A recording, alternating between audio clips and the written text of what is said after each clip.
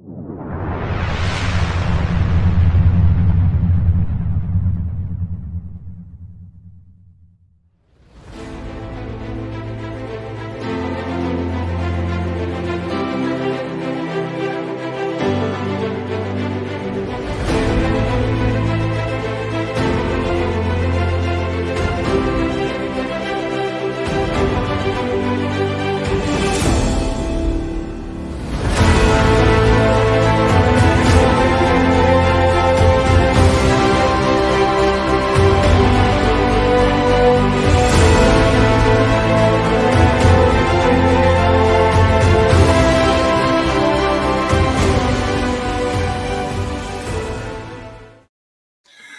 right, and welcome to another episode of Gold Rush here on the JTR Podcast Network. This is Mark Redman coming to you from the Noodles position in Champaign, Illinois. Joined as always by my buddy Jabari Sinclair. Yo, and Bari, we're wrapping up the 90s WWF belts. Well, except for one that we may bust out eventually. We haven't done the light heavyweight title yet. We have not. But we're finish up the heavyweights today. Yeah. Because as you can see by what's up in the corner here, today we are talking about the WWF/WWE European Championship. And even though technically there were 3 different belts used, well, 4 if you count the green strap on the original one, we're going to do the whole lineage in one because it's the same general design. So Exactly. Yeah, the face plate and the side plates don't really change a whole lot. The only thing that really changed was the logo. Mm-hmm. Like when they went to the scratch logo, then went into the WWE logo. It was the only time it switched. Yeah, that's it. Yeah. Well, here it is. I mean, and I didn't really appreciate just how pretty this belt was when it was around. It wasn't until after the fact that I really came to really appreciate it, Bari. Exactly. Yeah. Same here. To me, it was just another belt. Mm-hmm. Per se, but yeah, the older I learned to appreciate it. Yeah, it was. And it's lineage. I think I got most of the flags figured out that are on the belt. There's a few that I don't quite remember, but I had to learn most of these when I was doing the International Fantasy Draft video when I was doing the graphics for that because I was putting up all the flags. But yeah, they got all the heavies. They got, you got your England, you got your Italy, you got your France, Scotland up there on the right. You got Germany, Switzerland, even though Claudio wasn't there yet. No. But no, I always liked this. When I was younger and I saw this, I thought that this was a peacock on the side plate. It's just 2 dudes wrestling in front of something. I'm not exactly sure what that design is supposed to be, but it's ornate. So cathedral mirror. There you go. All right, so I told you yesterday I was having a hell of a time finding information out about this. Thanks to our friends from the Brothers of the Belt Facebook group. They helped me kind of deduce that this belt was designed by J Mar, who was their go-to after Reggie Parks in the 90s. Which I should have known that, but I wanted to be sure. I don't want to spit out false information on here. That was my guess whenever you had brought that up last night. I didn't see it until this morning because I was asleep. I was like, I thought that was a J Mar belt. Yeah. Yeah, but yeah, it is a J Mar belt. We talked a little bit about the design. There was obviously the original had the block logo, which this one's my favorite, just because I'm an old guy, so I like the original block logo. Then when they went to the scratch logo, they changed it a little bit. They went to the black background on the front plate, and then of course the side plates had the scratch logo on there also. They didn't change the flags or anything. And then when they went to WWE, then they changed the font to white for the name on the main plate, and they changed some of the flags. I see that's Sweden on there, even though again no Swedish wrestlers in there, but we got Spain. So yeah, they changed it up a little bit when they went to the when they got the F out, if you will. But I guess I was a sucker when in that period when they introduced the Intercontinental title with the purple strap. Then they had the blue strap on the Big Eagle. So then, of course, they had to make the European title green. And I'm usually not a fan of green on a belt. The only real exceptions are this and the big green, the Hogan belt. But I thought it looked really cool how they had the green on. I thought it was really cool how they had that set up. Yeah, they did. Yeah, and is this one the one with the green? No, that's got the black. I thought I had one with the. I want to give the people a view of what I'm talking about, but I know I have the green straps somewhere. Here we go. Okay, give me just a second, and I'll throw that up here. It's not easy being the host and the producer at the same time, Bari.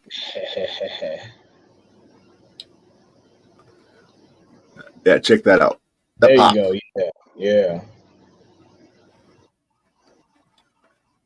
Yeah, that's a whole different belt besides the other ones. If I was to get a European replica, and I'm seriously thinking about it, I would probably get the green strap with the logo. All right, yeah, no, pull that picture back up again. Man, look at the deep etching on the original. God, and such detail. Beautiful. Chef's kiss on that one, I say. Yes, it is. Yes, it is. I love that nameplate. I mean, it's just such detail in it. Yeah. And not as small as I remembered it when I was watching some of these videos. And this was a fun one to research match-wise, Bari. Because I forgot how many really good matches they had for this belt. And European champions were always fun champions. Oh, yeah. Else know anyone? Right.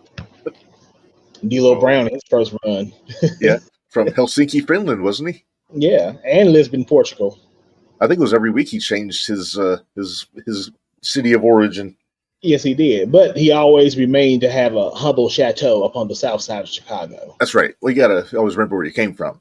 So then in Al Snow, of course, he would bust out the costumes and all that stuff. So yeah. AJ says, I always think of D'Lo with that belt personally. Exactly. Whenever I think about the European Championship, I think of D'Lo Brown. Yes. Minders, is this similar to Who Wants Syphilis? And for those who don't get that, check out the Jumping the Rail from this past Tuesday when we talked to Kid Riot. He has a pretty entertaining story about that. Boy, not having syphilis, but it's a story. You'll want to check that out. All right, so just a couple of details here. Bari debuted in February of '97 after a tournament, which we're going to get into that tournament because it's oh man, there were some matches on there. It was. It was deactivated in July of 2002 in a unification ladder match with the Intercontinental title. First champion, Davey Boy Smith, again 1997. He won the tournament. The last official champion was Jeff Hardy in 2002. Most reigns, William Regal and D'Lo Brown both had 4. Oh, wow. Which I thought Regal had more, but yeah, he had 4. The longest reign was Davey Boy, that first reign with 206 days. And the shortest reign is Chris Jericho and Jeff Jarrett, both had less than 1 day. For different reasons. But we'll get into that, though. Right. All right. So let's just get right into it. There weren't as many names as I thought, Bari. Only about 26 names held this belt, which is different from that Intercontinental title. I think there was 45 names on that one. That was the hot potato belt. It was a hot potato. This one was a slightly cooler potato. Right. So, all right. So let's get into it here. We're going to get in our championship history. Starting off, of course, British Bulldog, because, I mean, something that I didn't realize, Bari, only 2 people that were European held the European Championship. Did you know that? That's a very interesting fact. And both from the UK. I always thought it was cool that they gave the belt to Davey Boy first. Yeah. I really thought they were going to put it on Owen first when they had that final in the tournament. But, Bulldog defeated Owen Hart in the tournament final to become the first champion. Let me see if I can find the full tournament. It's I say there's a tournament at. There we go. I got it. Inaugural tournament. Okay, so here's the first round, and looking back at it now, this could have been a world title tournament any other time. So, So first round, Bulldog beat Mankind. Vader beat Rocky Maivia, the Rock. Yeah.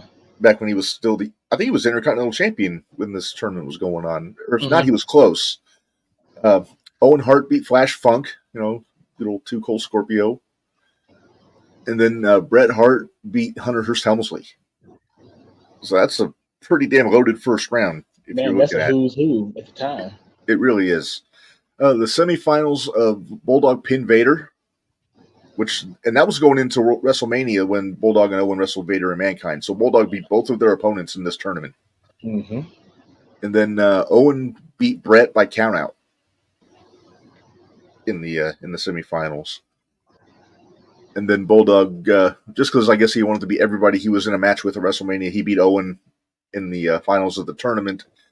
And good Lord, that match, Bari, it was in Berlin, if I remember right. Uh-huh. And then you think the announcers, if Vince McMahon, Jim Russell, and the Honky Tonk Man were the commentators for this match.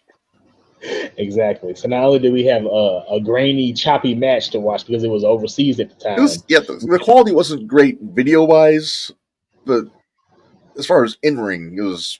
Oh, yeah, it was a technical masterpiece. Yes. And there's something that only Davey and Owen could put on. Yeah, I don't think Davey and Bret could have put that on. No. You can tell that Davey and Owen practiced them spots. Mm-hmm. Times. I think that's the reason why they're one of my favorite tag teams also, because they work so well together, both as opponents and as partners. Mm-hmm. So Bulldog holds the belt for 206 days, and then we got to talk about the controversy in England, Bari. Not only. Yeah, Mindy, I agree. I think Owen is better than Bret. Definitely, Mindy. Definitely. As great as Bret is, Owen had that extra intangible they didn't really get to take advantage of. That's funny that Mindy brought that up because I was watching a snippet of an Undertaker interview and he was talking about how Owen ribbed everybody except for Bret, but he would always tell Bret that he was better than Bret, and it would piss Bret off to no end. That's the ultimate rib. Yeah. Oh my goodness. So yeah, one night only, Bari, in Birmingham, England. I think we need to do a watch along of that event sometimes. Maybe September. I don't think we have anything lined up for September. And let me see what day the 20th falls on. September 20th falls on a Friday. So we could fudge that up to September 19th and make that happen, I think. It'd be a fun one. So we'll make a note of that. And, but yeah, a lot of, I try not to use the language too much, but we use the word fuckery a lot. Yeah. Oh, AJ wants Lucha Underground for September, I think. But okay, well, hey, if you can find a good Lucha file we can use, I'm all for it. Exactly. But if not, right. This is the standby choice, I think. Right, exactly. But Lucha first. I watching that main event, and I haven't watched that main event at One Night Only. It's probably been 5 or 6 years, but you can you can tell that Sean and Hunter just decided to do whatever the hell they wanted to do, and screw you, Davey, and screw your sick sister, and screw your family, and screw your country. Pretty much. AJ, I think my pick falls on next week for SummerSlam in August. So September, I think, is your call. But we'll discuss all that off air. Right. Yeah, this was tailor-made for Davey Boy to get his moment in his country. I mean, I know we got that in '92 at SummerSlam, but the Hart Foundation DX feud was white hot at this point. Michaels had just turned like the month before. Yeah. And it's he's just scratching your head about it. Yeah. It really does. But yeah, like we said, there you see Sean. Somebody doctored this photo, Bari. They blocked out the logo on the main plate. Blocked out the logo, I guess for what, legal reasons, I guess. But yeah. It still rubs me the wrong way. Exactly. I'm just gonna come out and say it, Bari. Shawn Michaels was an awful European champion. I was getting ready to say the exact same thing. He was absolutely terrible. I don't remember one title defense he had outside of the fuckery he had with Hunter. I watched one. You found one. He had a title. He had a title versus title match with Owen on Raw. It wound up got thrown out because Austin interfered. I'm trying to see if it says how many defenses he had on here. It doesn't. It just says he held the belt for 82 days. Recognized for 92 because it was a Raw taping when he dropped it. Yeah. But, yeah, I can count on probably one hand how many times he actually defended the belt. And promos, he did not give a shit whether he was the champion or not. Didn't care. You ever notice when he would be sarcastic, talking like his coveted European Championship, he'd always have that kind of wink to the camera. Yeah. Like, and then he'd throw it to China and let her hold it. Mm-hmm. I'm just going to say, I think they put the belt on Michaels just so he could be a Grand Slam champion. That's it. To stroke his ego. Yep. And that's something I read that was one of the rumors of why they created the belt in the first place was for Vince to have like a bargaining chip or an ego boost for some of the talent that weren't going to get the IC title or get a world title shot anytime soon. Yeah. All right, so like we said, Michaels holds it for 92 days, defends it maybe 3-4 times tops. And then we have the I think this was a rib on Cornette, Bari. It had to be. December of 97 on Raw in Lowell, I think it was Lowell, Massachusetts. I know it was Massachusetts. And Michaels was ordered to defend the title against Triple H by Sergeant Slaughter, who was the commissioner. The chin. And it was basically pre-finger poke of doom. It was just shoulder block of doom. Because Michaels just took a dive, then Hunter just milked the hell out of it, over-exaggerated it. It was a mockery of Sergeant Slaughter in storyline. But I think it might be a bit of a mockery of the European Championship. But I remember being a child of 13 years old, sitting there watching it with my dad, and my dad said, "That's some bullshit," and left the room.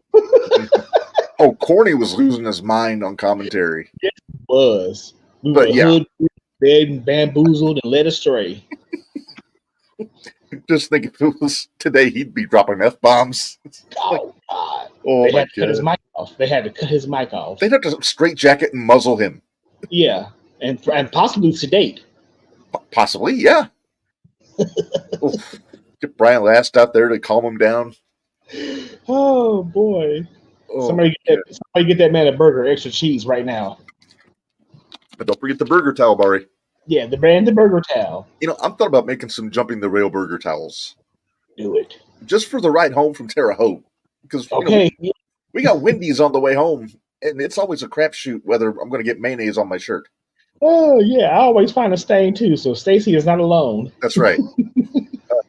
But yeah, so there you see Triple H with the European title, and again, basically China would be the one to hold the title, but Hunter would defend it here and there. Except for the first time he lost the title, Bari, January of 98 on Raw. Yeah, it wasn't even him. It was Goldust, and he was dressed as Triple H. The artist formerly known as Goldust. I'm sorry, I should clarify. Hunter Goldust. Yes. Slaughter decided to award the title to Hart, considering Goldust was a substitute for Triple H. WWE recognizes Hart's reign as beginning on January 22nd when the episode aired on tape delay. So because I think Hunter might have been hurt in January because he was on crutches for a while. He had a legit hamstring injury. Right. So then, so Owen finally got the European title, which means out of the four first champions were all either from DX or the Hart Foundation. Mm-hmm. Owen didn't hold on. I did watch a really fun match with him and Barry Windham for the title today. Very nice. Yeah. This is NWA Barry Windham with Corny. So Owen, and I think that's the match when Owen rolled his ankle. Which led to the end of the next match, which was in March 16th, 98. It was an impromptu challenge because Owen was supposed to defend at WrestleMania against Hunter. but Hunter suckered Owen into a match. Owen was wearing a walking boot, and China whacked him in the ankle with a baseball bat. With the fake baseball bat. Yep, that rubber baseball bat. I know we try to kayfabe, but come on. The way she swung that, you would have heard a crack. Whether it was a crack of that boot or the crack of his leg. Exactly. So, yeah, Hunter wins the belt back. They still had the match at Mania, but the roles were reversed. Hunter defends it against Owen. China's handcuffed to Slaughter. Pretty good match at Mania, too. I enjoyed the heck out of that match. Yeah. I mean, two of my favorite wrestlers in the ring. So I expected nothing less. Exactly. But the only beef with Hunter back then was he way too much China in the matches. Which was the reason why she was handcuffed to Slaughter. But she busted out the baby powder into the Slaughter's eyes and still managed to go out of Owen to get the win. And then they switched. Owen turned heel, joined the Nation, and Triple H turned babyface with DX, and they kept rolling. They were still feuding for pretty much until August between those two, and then Triple H and The Rock, of course. Who, speaking of, is the reason why Hunter lost the European Championship in July. Yes, it is. To this guy. Yeah. This was after Hunter and Rock had that hell of a what was it? Fully loaded. 2 out of 3, yeah. Yeah. And it was title for title, and it ended up being a draw. And I remember D'Lo beat Hunter for the European title, and then later on, X-Pac was facing The Rock, and Hunter tried to return the favor, but X-Pac got DQ'd because they caught him. Mm-hmm. So then the Nation had both belts. D'Lo's reign recognized as 57 days because he won the belt on a tape delay. But then he would hold it until September 98 when he would drop it to X-Pac. There we go. Yes, you do, Menders. She plays a damn good Owen in the Nation. Yeah. I'll give it to her. She does. I really enjoyed X-Pac as the champ here. Yeah, same. I've always been a Pac fan, and hey, they put a belt on him, and I was happy about it. Because they weren't going to make him Intercontinental champ, or obviously not the world champ, but the European title was almost their version of the TV title in WCW.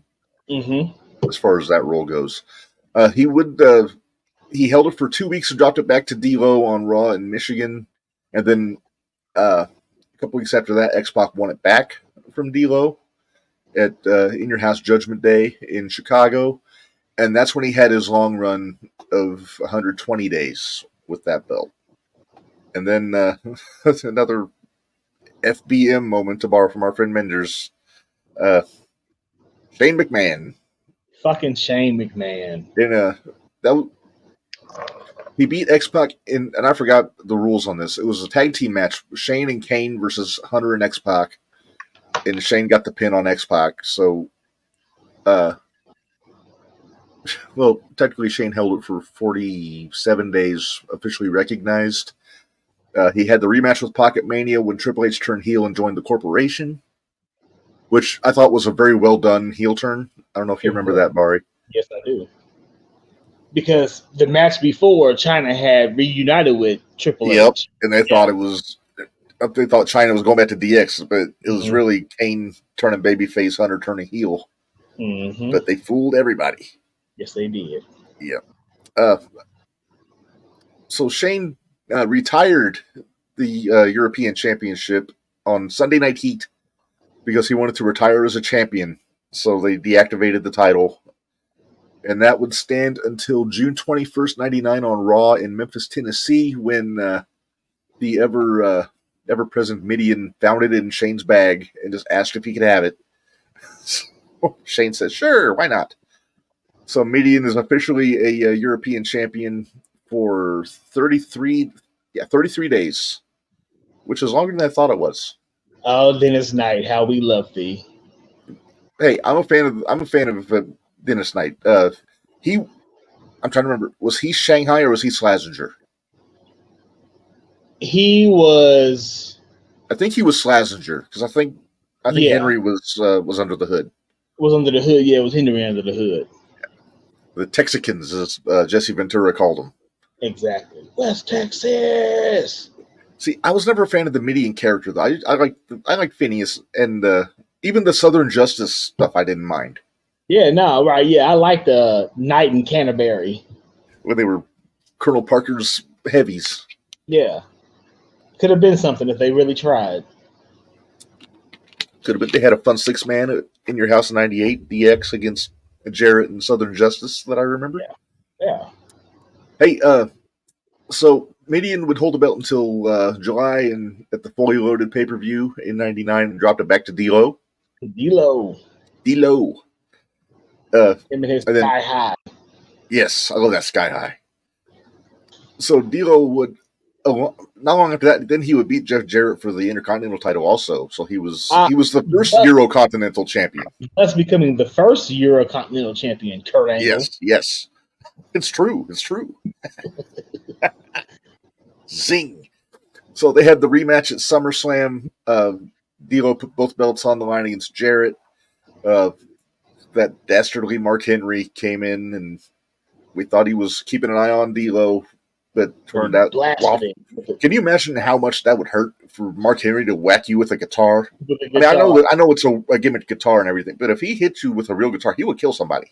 Exactly, and he just hit D'Lo in the back, and it exploded into 1,000 pieces. Yep. But so then we get the second Eurocontinental champion, Bari, good old Double J. Oh, don't forget, Deborah also put the big swerveroo on because they had Jarrett kicked her out of ringside, and then D'Lo felt bad for her, or he was entranced by the Tatas, maybe. Yeah, so he brought her back out with him. Yeah, that was the longest entrance ever, and he got a long entrance. And he got the loudest pop of his career. No, they did. Yeah. Let's hear it for the puppies. Oh, Jerry Lawler, what did you jump on us by introducing puppies to the wrestling vernacular? Don't get me started on Jerry Lawler. Anyhow. Anyway, moving on. All right, so the next night on Raw, because you remember I said Jarrett held it up for less than 1 day. He bequeathed the European title to Mark Henry as a reward because he didn't want it. That's not any kind of a Mark Henry. That's a sexual chocolate. That's sexual chocolate. AJ, you are correct. The king of overbooked fuckery himself, Jeff Jarrett. Well, he could teach Tony Khan a thing or two how to do overbooked fuckery. Exactly. His daddy ran Memphis for years, so he's just full of ideas. Oh yeah. Oh, that was in Ames, Iowa, when Henry got the belt. All right, so Mark held it for 31 days until Unforgiven. He would drop it back to D'Lo. I believe that was his fourth and final title run. Then he would drop it to the Bulldog for his second run on a SmackDown in Springfield, Mass. This is Blue Jean Bulldog, by the way. This is blue jeans and boots with the jeans tucked down inside the boots Bulldog. This is I broke my back in WCW and it hurts to put tights on Bulldog. Yeah. I need this tight belt around my waist to hold my back in place. Pretty much. Yeah. I've like been a fucking warrior and I gotta have a door under the ring, brother. Yeah, the hell. Bulldog was still in good shape. And something occurred to me when I was watching the match with Bulldog and Owen. Was there a more complete wrestler in the 90s than Davey Boy Smith? Exactly. I mean, literally, you name it, he could do it. He could do the power. He was agile. That friggin' running, like, handstand front flip he would do, like, to mock people was just beautiful. Exactly. Then you could power slam Vader and do a missile drop kick off the top rope at the same match. And a Hurricane Rana. Yeah, if it called for it, he wouldn't do it unnecessary though. Mm-hmm. AJ, yes. Oh, I know you mean it in a good way. If there's overbooked fuckery, Double J does it the best and is the most entertaining with it when he does it. Oh, absolutely. That's why TNA was so entertaining when Jarrett was there. Yeah. All right. Bulldog would hold it for 44 days here until the Armageddon pay-per-view in '99. And they had a triple threat match with D'Lo Brown and the eventual champion, the big Valboski, Val Venus. Yep, exactly, AJ. Pre-Warrior Trapdoor injury, yes. After, not so much. What do you think of Val Venus? And I'm not talking politics or his crazy behavior these days. I'm talking purely in-ring, Bari. I thought Val Venus was good in the ring. He wasn't great, but he didn't do anything in the ring to He offend was, me. to paraphrase Jim Ross, he was a good hand. Yeah, he was a good hand. And I thought he did some of his best work with Rikishi. Him and Keish did some real good work together. Oh, yeah, which we talked about that during the Intercontinental title episode. Mm-hmm. But I think Val kind of got a raw deal, no pun intended, because, number one, they gave him the gimmick of a porn star. Exactly. Then they do the choppy PP bullshit with Taka and Kai and Tai and all them. Yeah. The best thing I thought they did with him was put him in right to censor because it made the most sense. Make him heel, and he denounces his lifestyle. Same with the Good Father. Yeah, gave him a haircut, and he had something to work with. And he had just plain white tights and white boots. He looked like a wrestler from the '80s, like he would have been in Mid-South or something. Yeah. And like I said, he wasn't a bad wrestler. He put on good matches. He was very good for that Intercontinental title division there. Mm-hmm.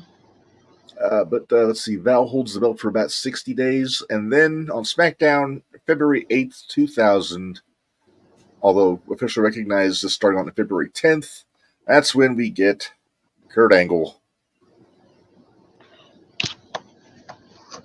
Look at him, head for the hair, young Kurt. Young Kurt, Eurocontinental, right there. Because he won that belt, and then after that, he would beat Jericho for the Intercontinental title with the pay-per-view. But I think, was this when Bob Backlund was like his life coach?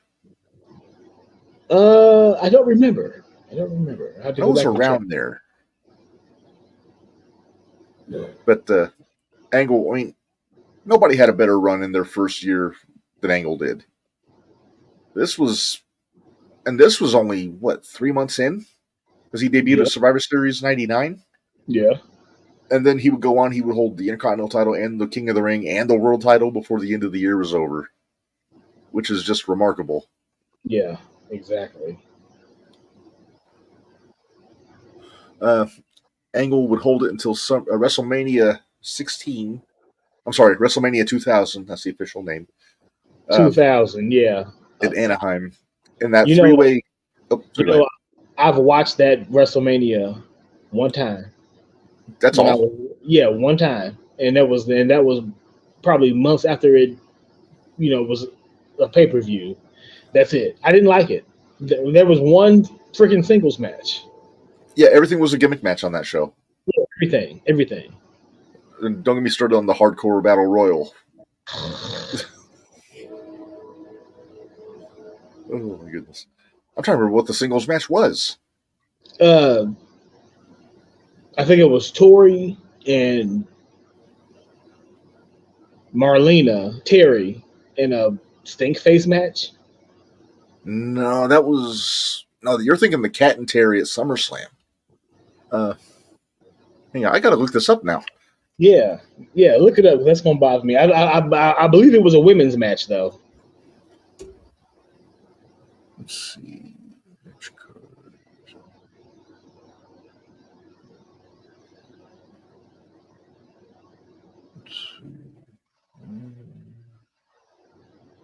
It's not giving me an actual match card here. Come on, people.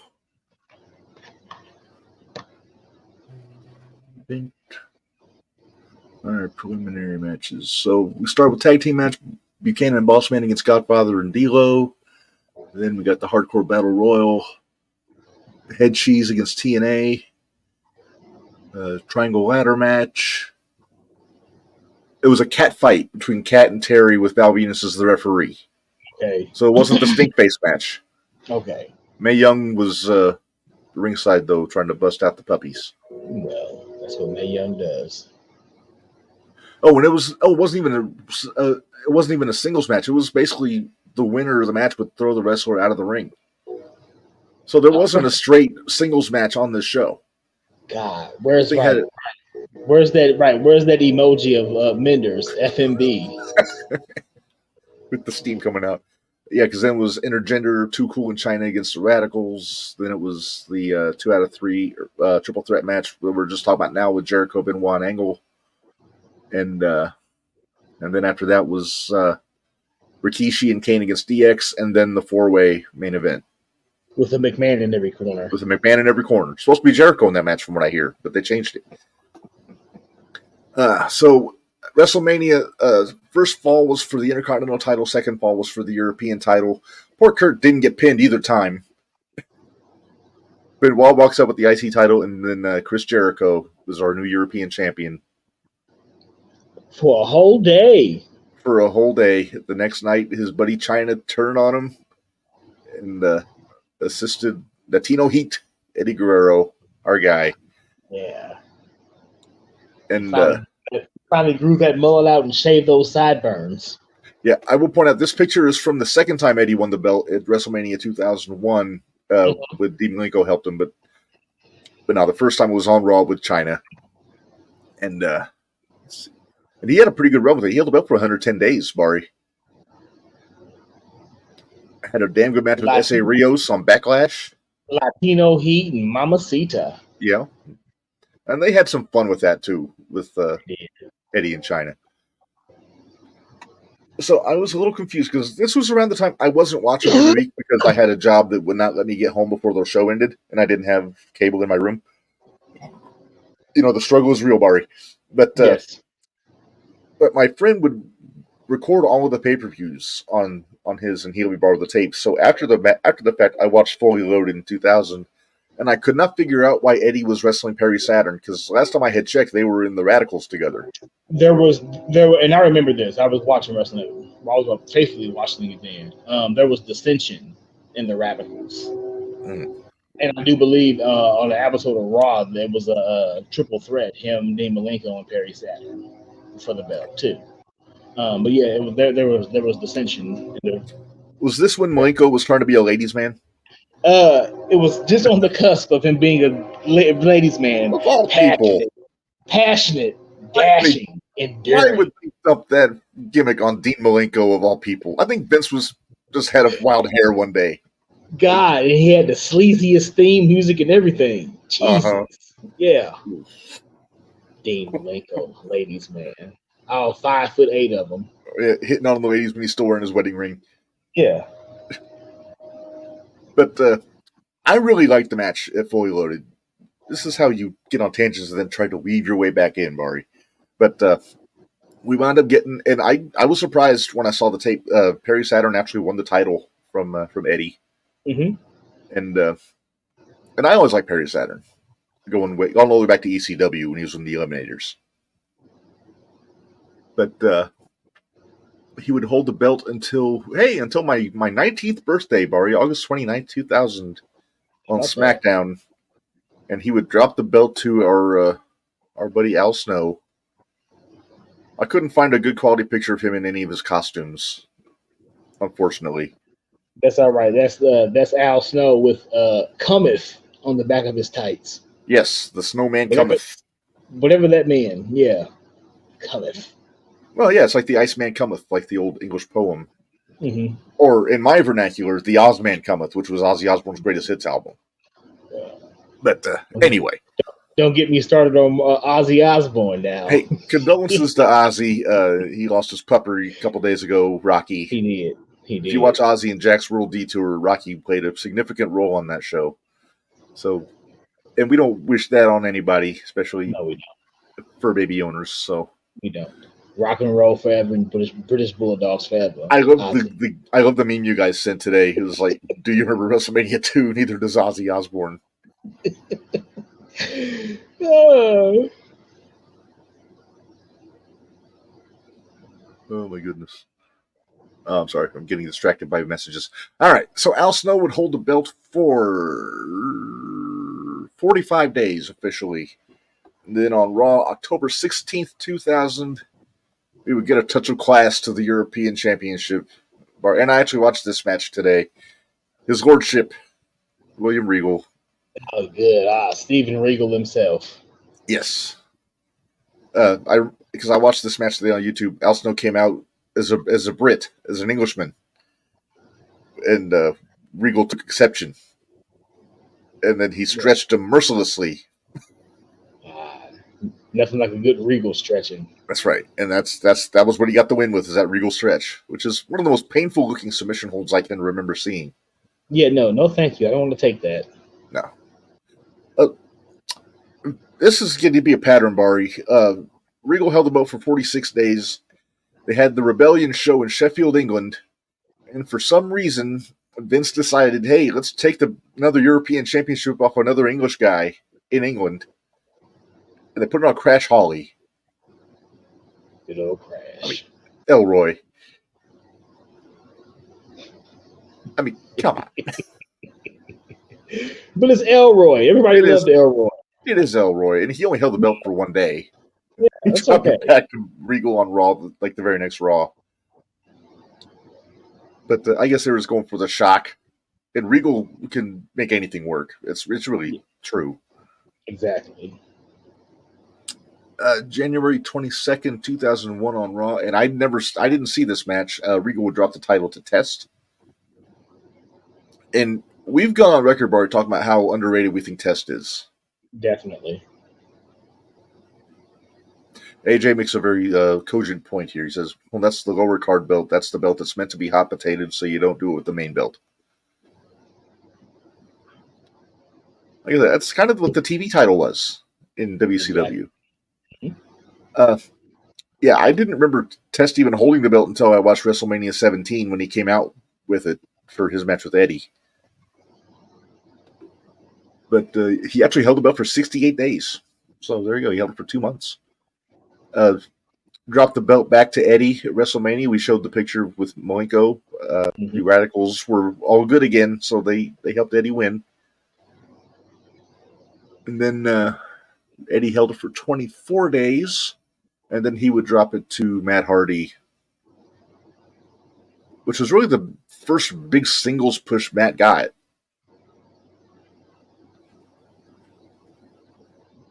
Yes, it was. Yeah.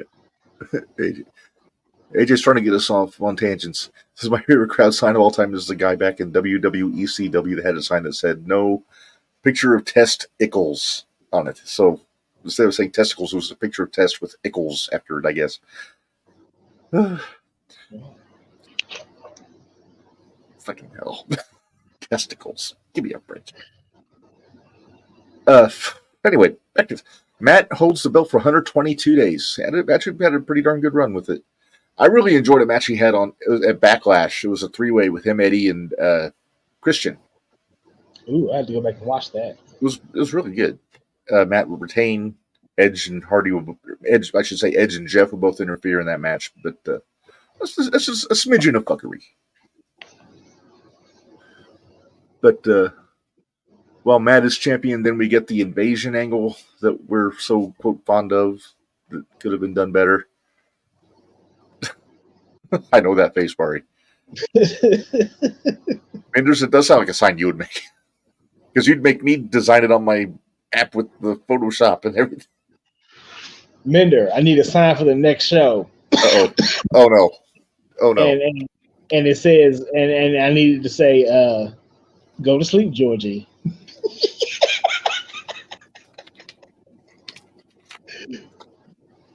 I'm already gonna make the daddy said sale sign. I need you to make the go to sleep, Georgie. Young Goulas Jr. We're talking about 0-1. Which we say with love. He is a good kid, but come on. Yes. Anyhow. Right, there you go. Done. She says. Can you put a picture of George Goulas with his face photoshopped on it? I don't think anybody would get it. They wouldn't. All right, anyway, back to it. It'll pop us, though. It'll pop us. Yeah. August 27th of 01. I think this was the Monday after SummerSlam, if I'm not mistaken. That sounds right. Matt Hardy would lose the European Championship to our resident superhero, the Hurricane. The Hurricane.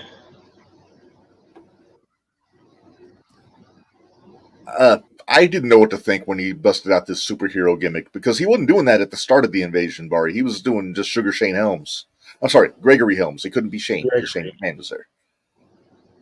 But they decided to make him a superhero, put him with Molly Holly, and And he had a pretty long run with that title, if for all intents and purposes. He held it for 55 days. Mm-hmm. Never defended it. He was always in tag teams with Storm, but neither here nor there. October 22nd of 01, he would drop the title to Bradshaw. And you almost forget Bradshaw had a European title run. Well, he only held it for 9 days, so yeah, that's why.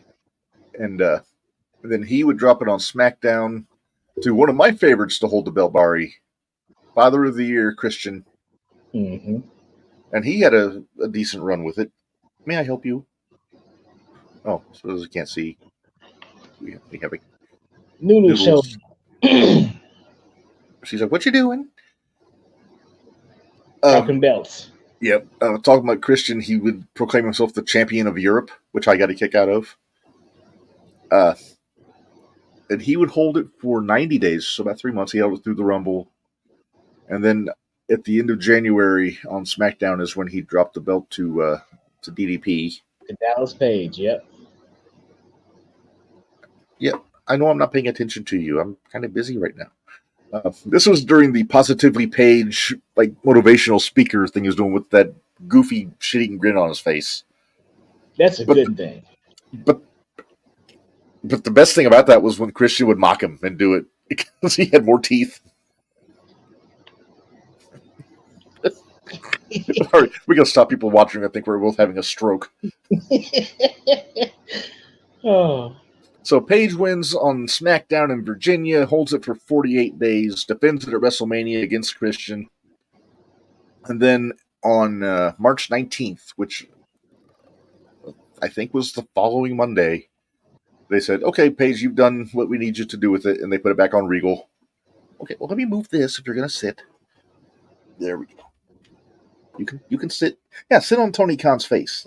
That sounded horrible. Well, not his real face, I should clarify. But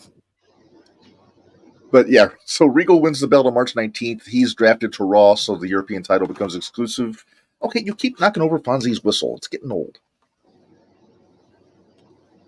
What did Fonzie do to you?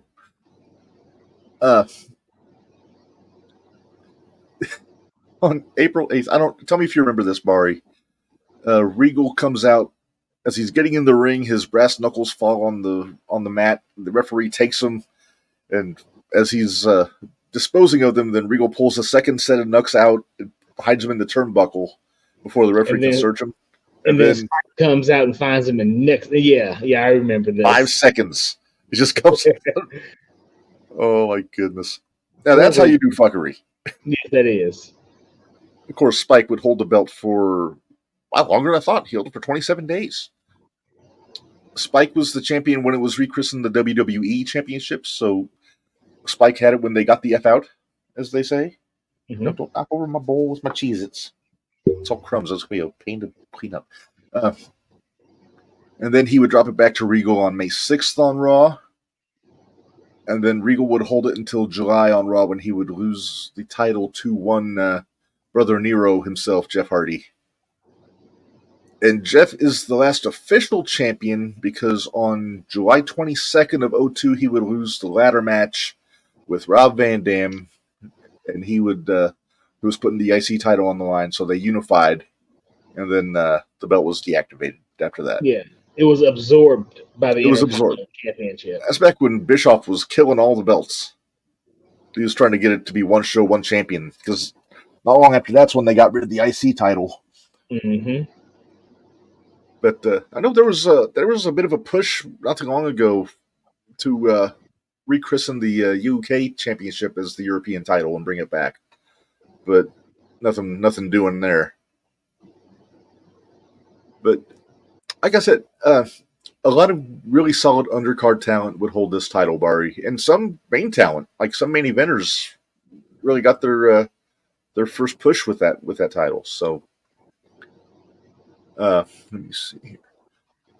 So yeah, it's a good lineage, a good number. 26 names is a good number of names. It's not too many, not too few. Exactly. Like if we did the FTW belt, it would only be 1, 2, 3, 4, 5, 6 names, if you count the ridiculousness going on now. Do you remember Fully Loaded of 99, Bari? Undertaker against Austin, end of an era match. If Austin won, McMahon was gone. If Austin lost, he would never challenge again for the world title. Mm-hmm. Vince McMahon's on commentary with JR and the King. And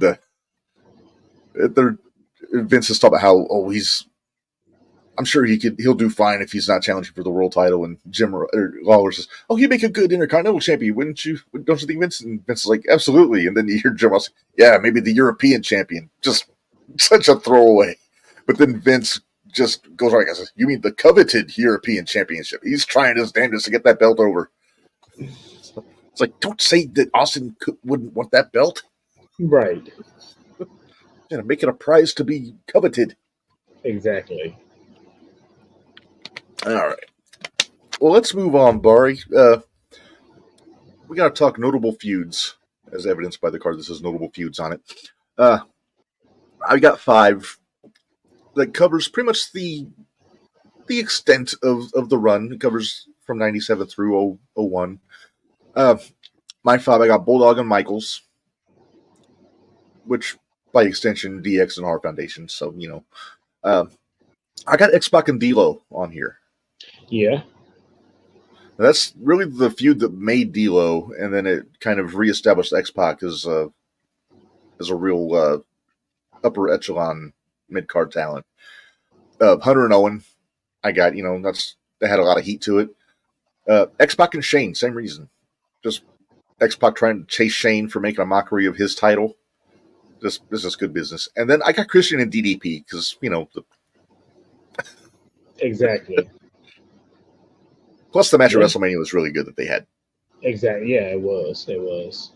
Plus, points to Christian because WrestleMania was in Toronto. Christian's from Toronto, but he made a point in his promo to say, I've moved to Florida. That's how you get your local crowd to hate you.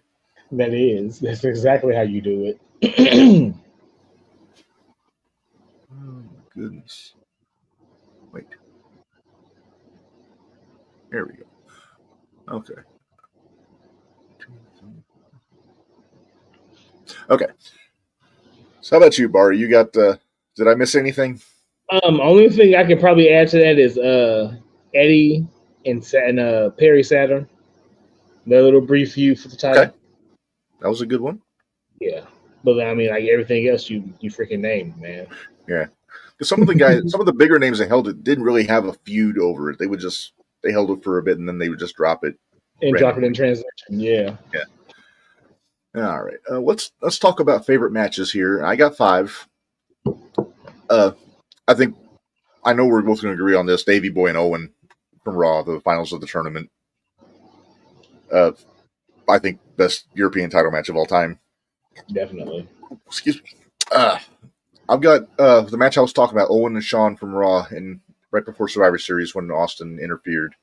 But it was title for title because Owen put the IC title up also. So the winner would have been the first Euro Continental Champion. Mm-hmm. I got Test and Eddie from WrestleMania. I got Eddie and Saturn from Fully Loaded. And then I threw on the 3-way from Backlash, Christian, Matt, and Eddie that was on there. So that's my 5. What did I miss? I just got a couple. I'm going to go with the triple threat from WrestleMania 2000. It was pretty good. Okay. Plus, Angle really made a meal out of that too, being not pinned for either one. Jeez Louise, he did. And then I'm going to go the next night on Raw with Latino Heat getting his first chance at European gold, and the change in China too. So that was all very interesting. All right. And then I had one more. But I think that was a different match for a different championship though. I was gonna say William Regal and Rob Van Dam, but I think they wrestled for Intercontinental. That was Intercontinental, yeah. WrestleMania? Yeah. Yeah, that's the one where Regal wore the belt upside down. Right. I guess he knew that the belt was in distress. But all right, well, let's talk top 5 champions to hold the belt here, Bari. And I got a feeling we're going to at least have half of these in agreement. Oh, definitely. That's always. All right. So here's my 5. I got. Well, hang on. Let's see what's in the comment. Hey, we got a new face in here, Bari. Hello, Gabe Guzman. They need to bring back the European Championship, at least for the European shows pay-per-views. I like that idea. Yeah. Like they could do a battle royal or something. There you go. Yeah. Yeah. And definitely get the good nostalgia pop from all us old timers, Exactly. Plus, like we said, I love that belt. It's such a nice belt. But they got to bring back the green strap, though. Yeah, it was just unique. It looked different from everything else. Yeah. All right. But yeah, welcome, Gabe. Hopefully, we see you going forward when we put these shows on here. So my top 5, Bari, in no particular order except my number 1 is number 1. My number 1 is William Regal. He really exemplified the European Championship. He was the most European champion there was. There was only 2, but still. Number 2, I got D'Lo. For 4 reigns, it counts for something in my book. I put X-Pac as my number 3. Okay. He had a decent run. He was a really popular babyface with it. Bulldog is my number 4. He was the first, and also the longest reigning. He had the longest individual reign. And then I was torn. I wanted to put Christian on here, but I went with Triple H for my 5th one. Because let me double check. I want to see how long he held them. His main reign. 120 days. So that's not bad at all. Mm-hmm. So who did I miss? I think the last show we did, I think we had the exact same 5. I do believe so too. My list goes in no particular order. I got Angle, D'Lo, Regal, Christian, and then I threw DDP on there because I like DDP and he got his WrestleMania moment. Yeah, he did get his moment. And most of his WrestleMania moments came in Toronto. Because remember that WrestleMania 6, he was driving the pink Cadillac. Yeah. Yep. Angle I thought about, but I don't. A length of reign goes a long way with me when I'm picking these. And it does, and that's usually your judgment right there. I put him there because that was his stepping stone to stardom. Well, he had it for 50 days, which isn't anything to sneeze at, and he was also a Euro Continental Champion, which also goes a little ways for me on there. But the strong list, not as many that I didn't have on there. It was like we had a pretty diverse list between the two of us. Yeah. Just things I remember from those various championship reigns. All right. Well, Bari, I believe it is your turn, so you get to decide what we're going to talk about on our next episode. And I've got that look on your face tells me you already know. It is my turn, and you know what? We're going to keep it simple, and we're going to stay in WWE. Okay. Keep it simple. And we're going to do the Raw Tag Team Championships. The ones from 2002 to 2010. I really like those belts because me too. They look similar to the Undisputed Championship, but different enough. Exactly. If I ever find those belts, I'm going to have them. Oh, yeah, absolutely. Let's see if I can find a good picture of them here to remind everybody. And I always thought when they reintroduced the tag belts, I thought they should have brought these back. Yeah. All right. Get this popped up here. Because these are the ones that officially replaced the Reggie Parks belts that we talked about. Mm-hmm. There you go. Look at that. Bad boy right there. Yeah, look at that dude. Very nice. Simple. It's just got the logo on the side plate there. You got to have the two guys wrestling on at least some of the side plates. Definitely. And they're different. And they're different, yeah. So yeah, this is a very sound choice, Bari. I'm 100% behind this one. Hopefully it'll be in 2 weeks. If not, it'll be announced on the JTR Podcast Network Facebook page when it's going down. But yeah, that should be a fun one. Yeah, it should be. Yeah. All right. Just to remind everybody, this coming Tuesday on the Jumping the Rail podcast, we'll be joined by the 5'7" gift from heaven, Oliver Kane, Midwest independent wrestler. That's going to be fun. It's going to be a fun one.